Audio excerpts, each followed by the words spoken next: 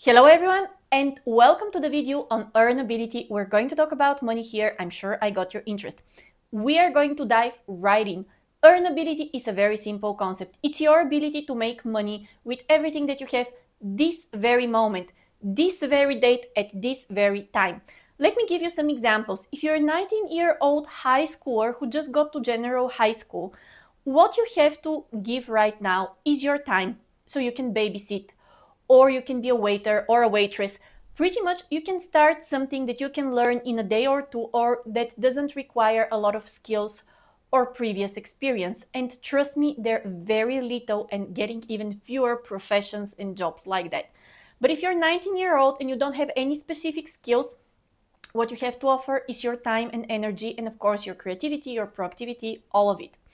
I'm not saying that's bad or good, it's what it is, and I just want to explain the concept of earnability. Now, let's say that you're 21 and you do have some specific skills. You have edited some of your TikTok videos and you've done some pretty good projects on video editing. You have some low to mid-level skills to offer, and you also have some experience. So you might start making money with this right away.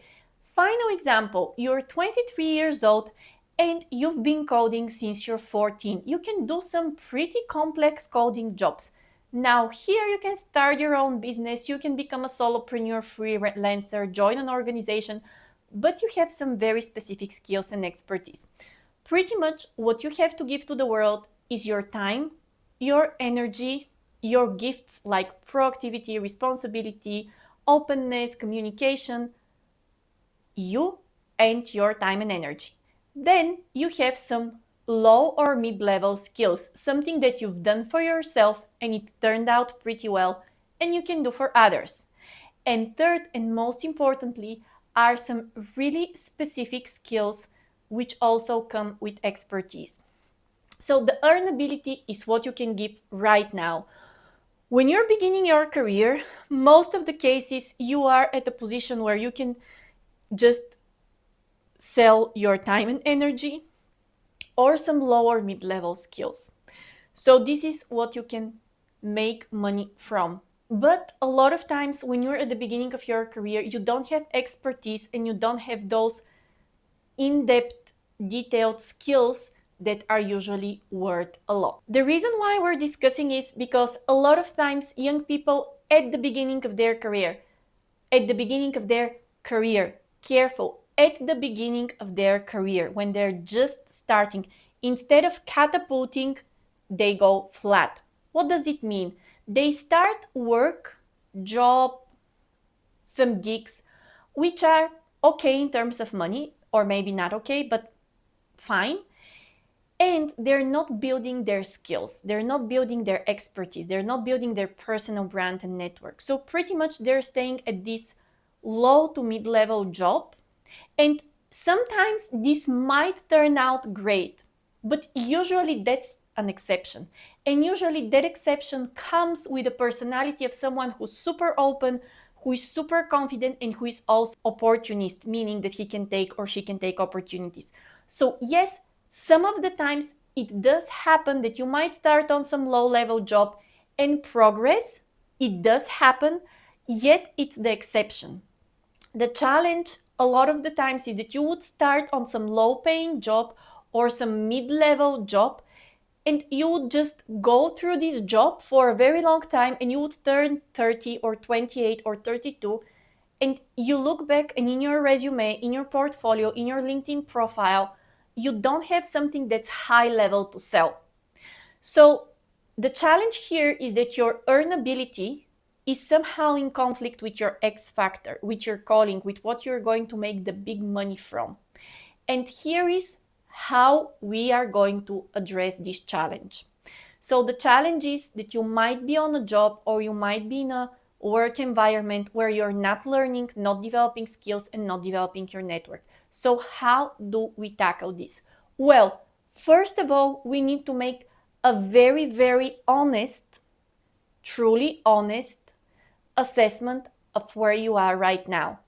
You can do that in your workbook, but let me just explain how this assessment looks like. So pretty much we have 3 scenarios, and we go from the scenario which is most challenging to the best one. So scenario number 1, you are working and making money, but you are not building high level skills on this job. What does that mean? You might be a waiter or a waitress or a bartender. You're building your people skills, your ability to communicate, your ability to manage your schedule and your time. But you're not building these niche high level skills like user designing or writing books, or I don't know, something that's very, very, very high level skills on your job. So scenario number 1, you're working and making money, and some skills are there, but you're not developing high level skills on your current job. That's scenario number 1. Scenario number 2, you are working and you are developing some high level skills in your job, or you are looking for opportunities. Okay, so here I would like to make a pause and say something very important. Not the best case scenario for everyone is to work in an office. Not everyone should work in an office. Not everyone should work with a computer. Not everyone should work digitally. However, you still need some skills and some personal qualities in order to progress. So let's go back to the bartending example. Maybe you want to have your own restaurant. And by the way, I know a lot of people who have their own small business restaurant and they're doing great. So you want to have your own restaurant. Great. This means that as you're bartending or as you're doing your job as a waiter or waitress, you're also understanding how the business works, and you're also working on your business plan, or you're working on saving money for your own place, or you're working to become a manager of that place. So pretty much what I'm saying is that if you don't have a vision or a perspective how your current job could take you to a next level, that's a scenario which is temporary. So that's scenario 1, with the explanation that not everyone should work digitally or in an office. But scenario 1 is a scenario where you don't have the perspective of the vision of how this place will take you to the next level. Scenario 2, you're working at a job, but you also are developing some skills, or you have the mindset and the vision of how this is going to take you to the next level. So let's look at another example. Another example would be that you're washing cars. Yes, a lot of the car washes are automatic, but out there's still people who do car washes. So as you're washing cars, you would say, what perspective could I have, or what skills could I be developing? Well, you might be seeing what is that this car wash is missing, what is that the clients want, what is a better place for a car wash business in this neighborhood or in this town. And so you're not just working as a car wash and not developing skills, you're developing the skills for this particular business, and you're starting to think, where can I start my own business? So you start your own car wash a few kilometers away, a few miles away, and from there it might become a chain. See what I'm talking about? It's about your perspective, but it's also about making sure that with each passing day, you're getting closer to something bigger. Another scenario or another example would be, you might be the personal assistant of a startup CEO. So you'll be doing a lot of things like phone calls, schedules. However, at the same time, you might be learning something very specific. You might be learning sales skills, and you might be learning sales skills for the corporate industry and particularly for banking. So you're learning how to sell to banks, and you might get so specific and develop such an expertise and precision in these skills in selling to banks, that at a certain point in this same company, you might progress as a sales expert, and you might be so good that you will progress as a sales manager, and you might be so good that the CEO can actually invite you to become a partner in this startup. So scenario number 2, you're working and making money, but at the same time you're developing a skill, or you're moving towards something bigger. And scenario number 3 is the scenario where you're working in something that is your calling, and this is the ideal scenario. So in scenario 3, you're working, making money, developing yourself, having a vision for the future, but also doing something that you love, or something that it's meaningful and important to you. So we're not going to talk about scenario 3 because that's the ideal case scenario, But let's talk about scenario 1, where you're working and making money, but there is no vision, there is no perspective, and you're not developing skills.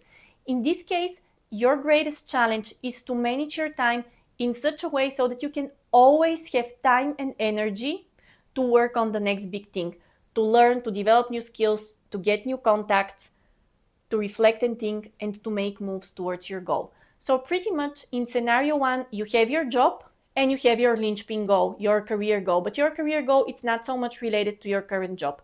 And so you need to make sure that you get 20% of your time and energy for your goal. And ideally, you give your best effort and your best attention to your goal, because that's what's moving you forward. So this is scenario 1. Scenario 2, where you're working and making money, but also developing skills and having a vision for your future. That's also a very good scenario. And in this scenario, you need to be making sure that at least half of your time, meaning 50% of your time, is going towards either building something bigger or building your skills. And again, we said that scenario 3 is ideal case scenario. But your first step is to evaluate, where are you? Are you in a place where you just work and get money, no perspective? Are you in a place where you work, get money, and there is some perspective? Or are you in your perfect space for now, for this very moment? You have a bit of a more extended reflection in your workbook. Do it, define where you are.